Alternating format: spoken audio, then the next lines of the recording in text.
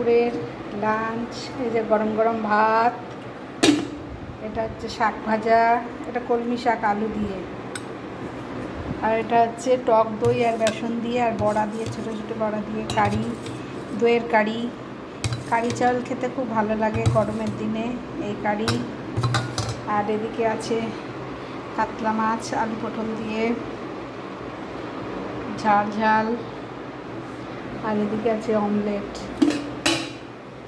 এখন আমি একটু পরে খাবো, এখন ছেলেকে খেতে দিইনি, ও আবার মাছ খায় না, ডিম খাবে, ওই জন্য ডিমের অমলেট।